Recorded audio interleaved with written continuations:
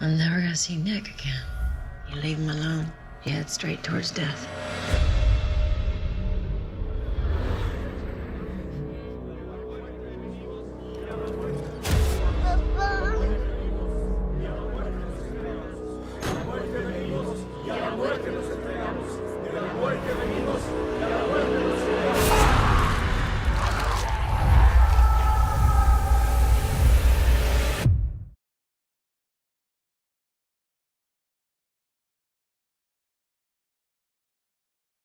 At the second half of this new season, we find ourselves split up as a group. So we've got kind of different alliances starting to form, different relationships starting to develop, and that brings a whole new kind of dynamic to everything. Everything's been compromised. The plans that we've had are now kaput, and we're sort of like swirling in the universe right now, trying to find our bearings and find the true north again, which there is none. Yeah.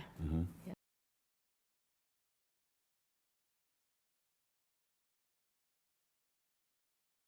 I mean, especially by the second half of this season, our characters have just lost a lot. Yeah. Like, you've lost the love of your life. I just lost all the plans that I've had. Yeah, all the plans that you were so sure about too. Yeah. You were our security. And having the responsibility for, 7 other people and have 7 other needs. Exactly. Yeah. And then Madison has really, she's lost Nick and she's lost Travis, and Philia's lost her father. Yeah. Especially, this is from our group, but then, the others as well, they've lost a lot too. And it's taken a real hit to the family. I think what's interesting though is my character, Alycia, is one of the few that hasn't lost as much in that very moment, and so she's starting to realize her potential as like a leader maybe, and seeing her having to grow up, being forced to grow up very quickly and take a little bit more control and responsibility. And everyone is being challenged right now to go to a different place than where we started, where we began.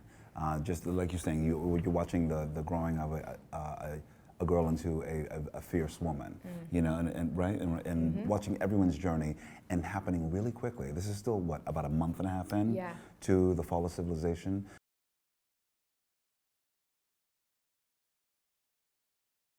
For Alycia, I think there are 2 main challenges and changes that are happening with her. There is her coming into herself and becoming more of a strong individual and a strong equal. She's no longer treated as a child, and she doesn't want to be treated as a child. She wants to be an adult and is forced to become an adult. And so we're seeing her go from being a girl to a young woman, and that's a really exciting change, especially for me to try and translate to audiences. But then also there's an interesting dynamic happening with Alycia and Madison, mother and daughter, and I think that's a very interesting and dynamic. The 2 of them have had a lot of tension boiling for a long time, mainly over kind of her allegiance to Nick and always trying to find him and always trying to go after him. And this is the first time now he's not around, and Alicia's really trying to find where her and her mother can find a balance, but that's proving a little bit tricky. Yeah. And also for Victor Strand, he's someone who I believe has been really about his own interests in many ways, really much more of a loner.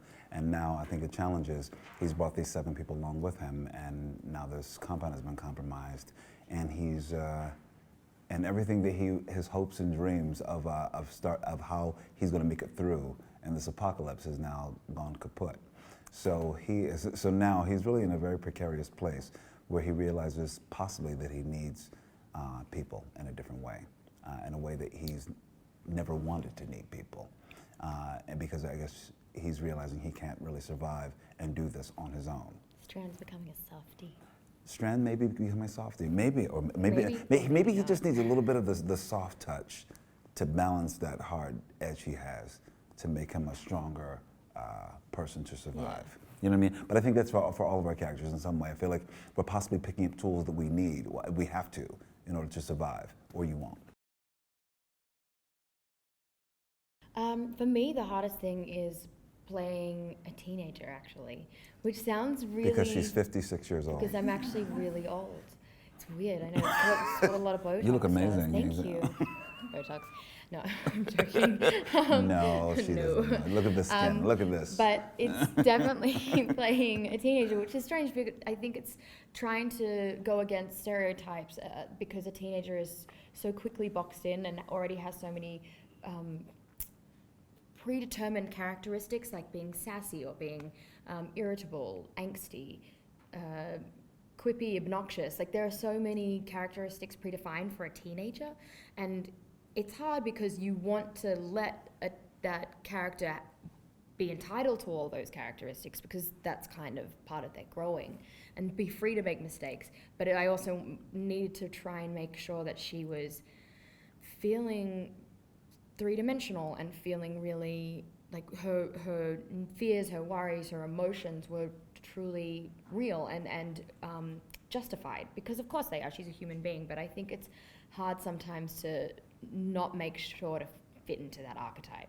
And the hardest part for me actually is playing off of Alycia Debnam-Carey because she's a really hard person to work with. Not at all. Better than this woman is a dream. She's actually a dream to work with, and we have a dream cast that we're all very. We've got a dream. It's a generous group of people. But the hardest thing to honestly work, I think, for my character, I'm sort of I have a lot of humor, which is great but it's gallows humor.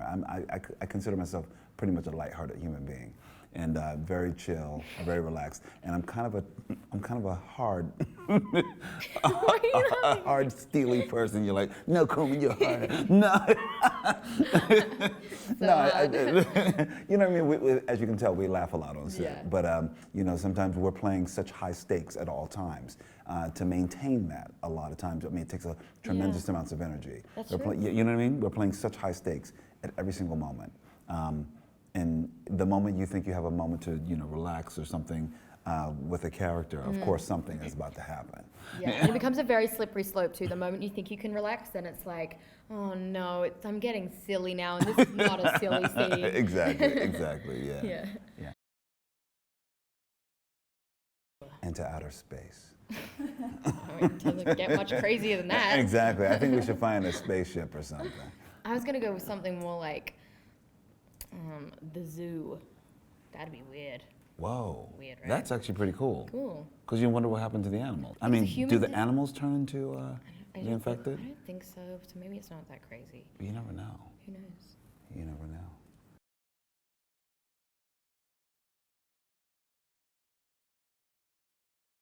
Well, you know what I think?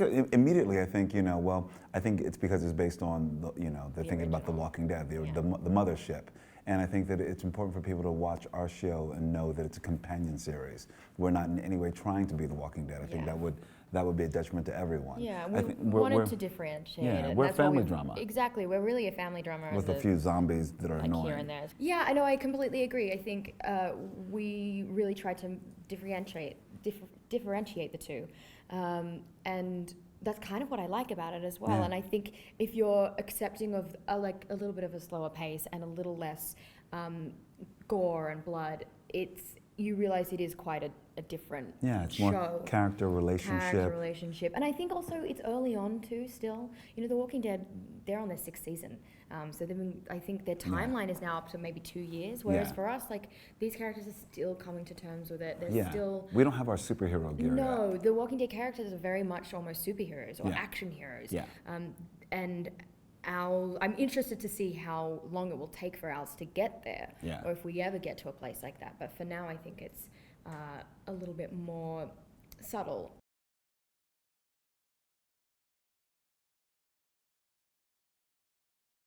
I mean, I just want Rick Grimes to come out over. That would be super cool. Yeah? Yeah. I think Glenn. Oh, I love Glenn. Yeah. Oh, now she's got to change it. Now she wants Glenn. No, I think you get both. I want to cross over with Glenn.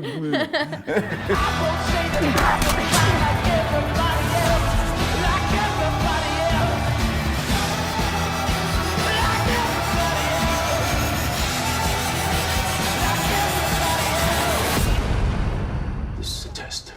We will outlast death. Not everything can be about death. I'm not like everybody else.